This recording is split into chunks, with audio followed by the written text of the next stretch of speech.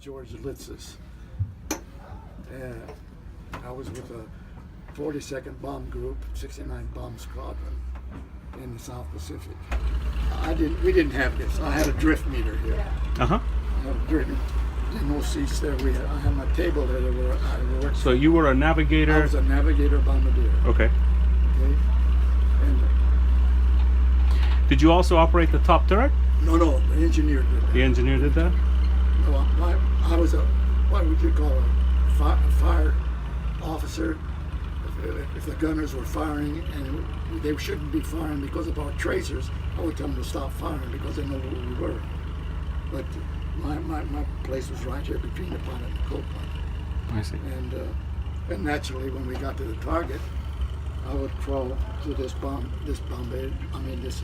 through here to the nose, and get onto the target and have the pilot drop the bombs. You know, that's a very, very tight tunnel. Yes, so, yeah.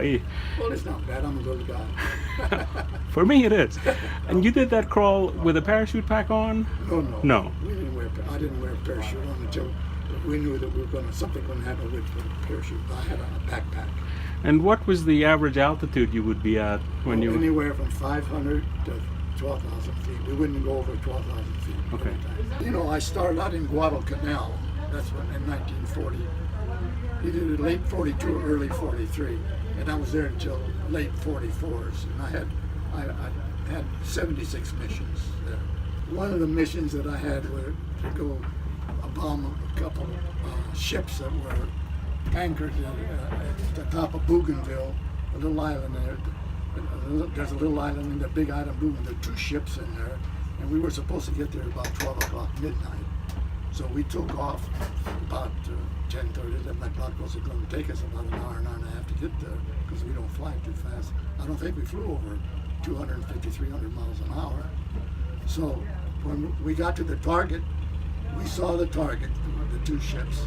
So we were about, I would say 1,000 feet up maybe.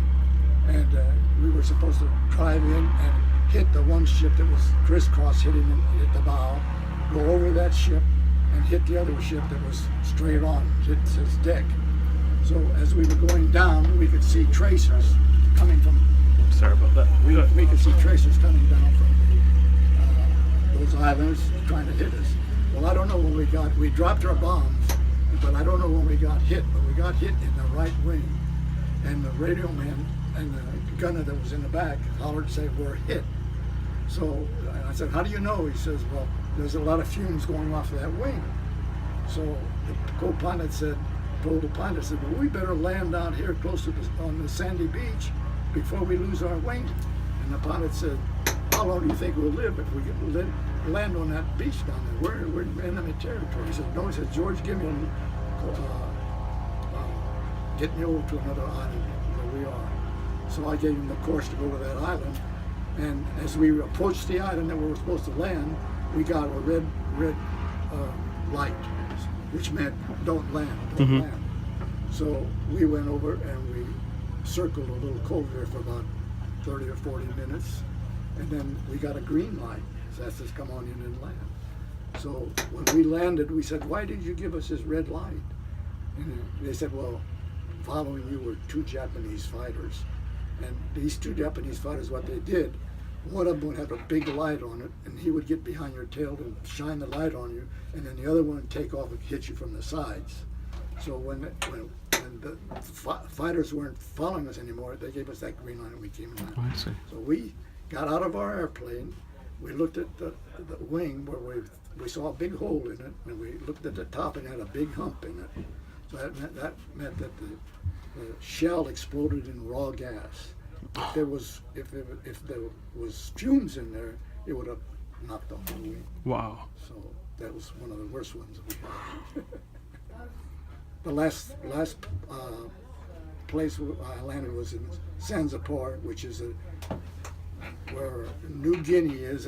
New Guinea is like a turkey head, right in Turkey Head, and we had the Navy and Marines went in and set an airfield in there. We landed there, and about, I would say, maybe 15 or 30 miles to our right and 15, 30 miles to our left were Japanese. And when I left and came back home in I think in December of '44, and one of my friends came by to see me, and I said, "How's everything in Zanzibar?" He says, "Oh, when you left, George, the Japanese retook it." What was it like working in this space? Not bad. So, can you tell me a little bit about that? I mean, what you had here and... Well, I had the drift meter, which because we were in the South Pacific, we were flying over water most of the time, and we would be flying maybe 500 or 600 feet off of the ocean, and I could pick up the waves to see which way we were riding, and I could either crab the airplane at different angles to get to where we were going. That's the only thing. I see. Then when we got to our target, I would climb back to the nose and use a machine gun. Are you interested in going to the nose today? I don't mind. Well, only if you want to. Go right ahead and I'll follow behind you.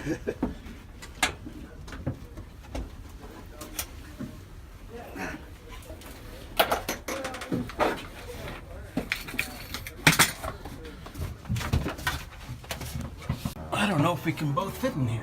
Yeah, I'm small. I'm small. Look at you. All right. I didn't have all this stuff. I didn't know anything about this. The Norden Well- bobsite? Huh? The Norden bobsite? We didn't have a Norden bob sight. We had a sight that only had string on it, that we could, like an angle, Uh-huh. and that's all we used. That's what you did. I had a machine gun though, and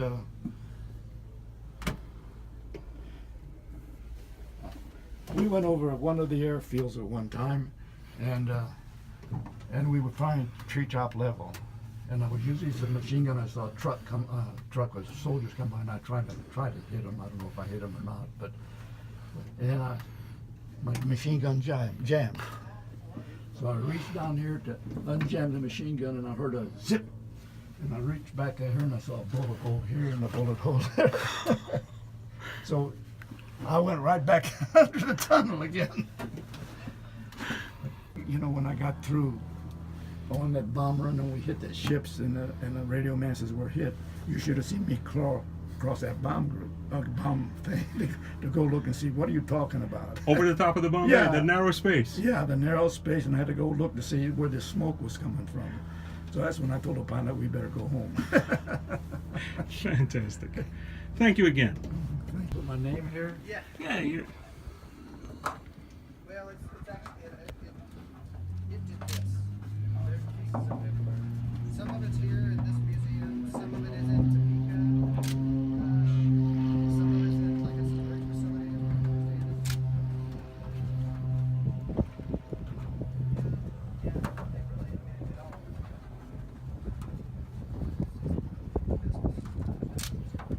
I'm gonna go climb up inside. Please do. Yeah. Feel free if you find that or anything. There's probably some stuff we got somewhere. If you have anything, let me know, because at a minimum I want All right. Fantastic. I wrote, my name, George J. Litsis, a year 1942 to 44 overseas, South Pacific, we do it just like a 42nd Bomb Group, 69 Bomb Squadron. It's been an honor.